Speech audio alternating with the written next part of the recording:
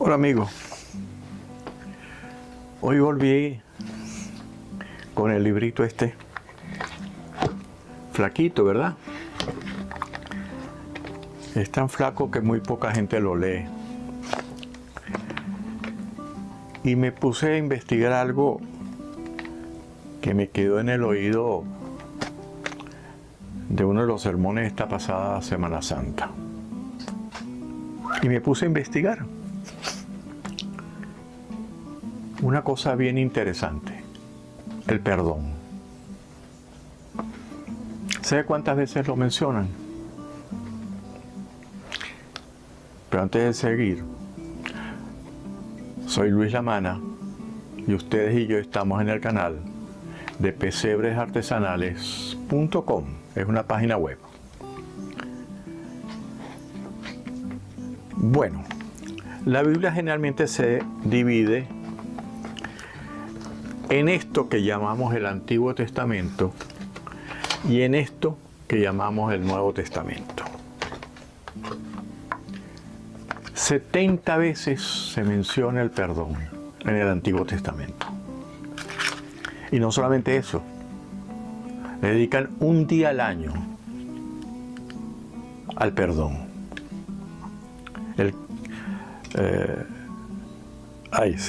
Se me fue la palabra. Bueno, ahora se las anoto, porque tengo un lapsus mental. En el Nuevo Testamento, 26 veces se menciona el perdón. Y una de esas veces fue estando Jesús con sus discípulos en Cesarea de Filipo, frente a una cueva que lo llamaban las puertas del infierno,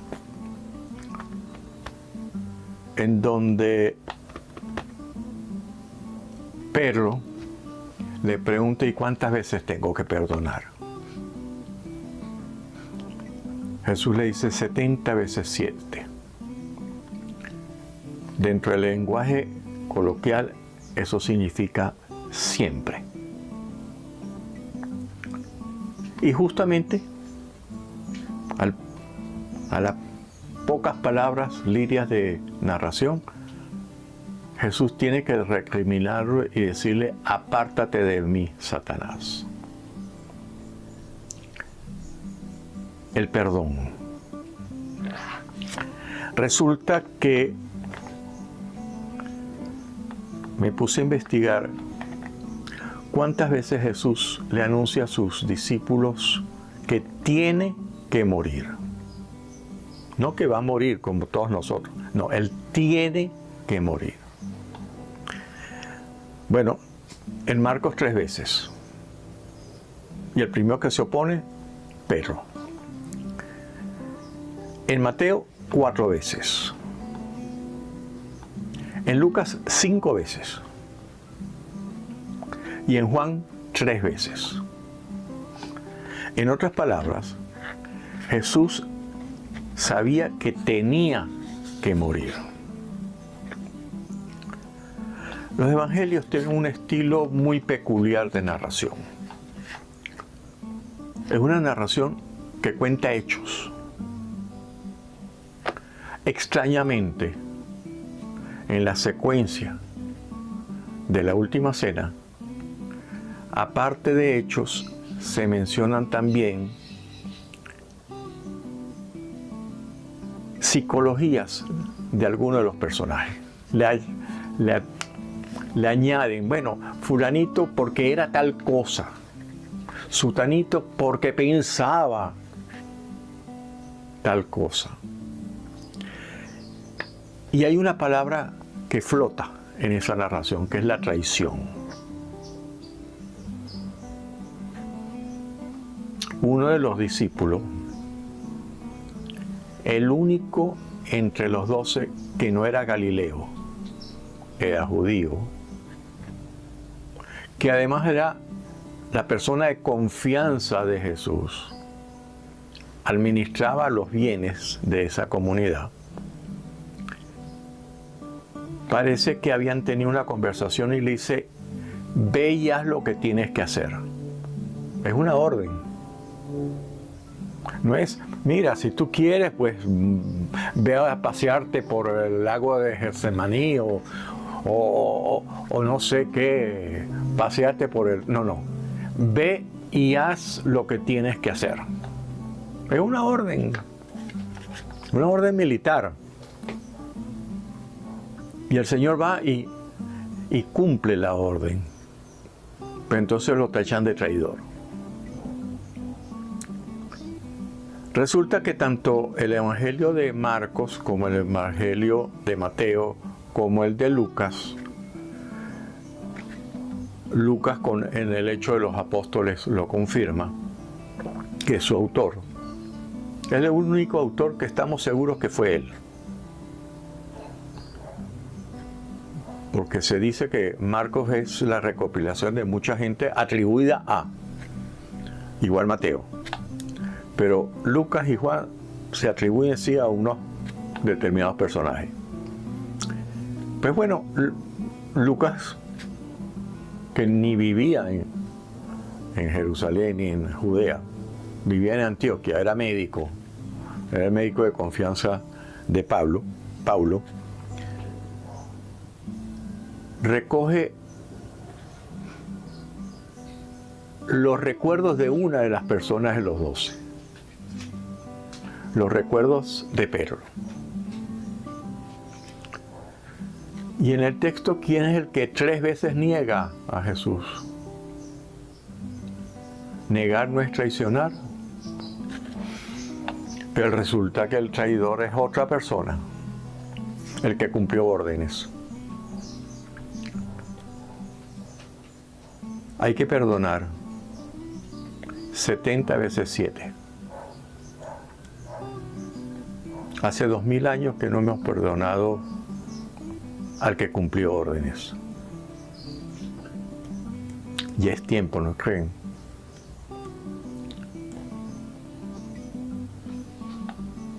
Fíjense que la iglesia primitiva no tenía una jerarquía como la conocemos hoy. No había un papa. En la historia de los papas queremos atribuirle al primer papa como a Pedro. Pero un poco tergiversar la historia. Porque la iglesia de Jerusalén estaba encabezada por Santiago, el que en los evangelios dicen el hermano del Señor. La iglesia de Antioquia estaba encabezada por un converso, por Pablo para nosotros. Y la iglesia de Roma estuvo encabezada por Pedro. Las comunidades primitivas, cada ciudad tenía una jerarquía. No había una por encima de todas las demás. Si nos vemos en la iglesia ortodoxa, sigue siendo eso. Hay el patriarcado de Constantinopla, el patriarcado de Moscú, el patriarcado de Kiev, el patriarcado de lo que era Alejandría, perdón, se me va, a veces tengo lapsus, pero no hay una jerarquía superior. Esa es la razón del cisma. Cuando el superior de Roma, o sea, el obispo de Roma, pretende erigirse por encima de todos los demás. Y hasta hoy no lo hemos resuelto.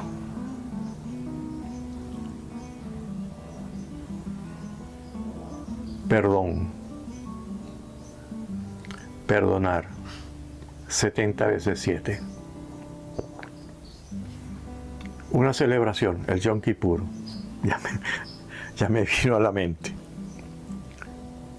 Un día dedicado al perdón. Y nosotros, los cristianos, ¿cuándo nos vamos a dedicar al perdón? A veces uno hace observaciones y la gente le cae encima. ¿Y por qué tú dices eso? Entonces, si seguimos lo que tú dices, no podríamos construir belenes.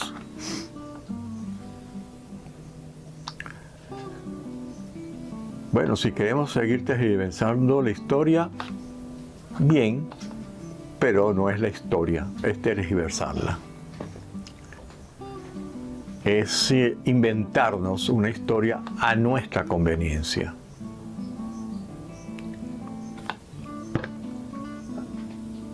Aquí nos dicen que la verdad nos hace libres, no esclavos. Pensemos un poco en eso, amigos. Perdonar. No solamente ese personaje de hace 2000 años. Perdonemos al que piensa distinto. Perdonemos al que no tiene la misma opinión que nosotros. Hasta Jesús, clavó en la cruz, perdonó a sus verdugos. Si queremos ser como Él, hay que perdonar. Espero que esta reflexión, que llega un poquito a destiempo por inconvenientes de trabajo que tuve, no la pude hacer antes, nos sirva para todos nosotros y nos deje meditar un poquito. Hasta la próxima, amigo. Siempre que el de arriba nos lo deje.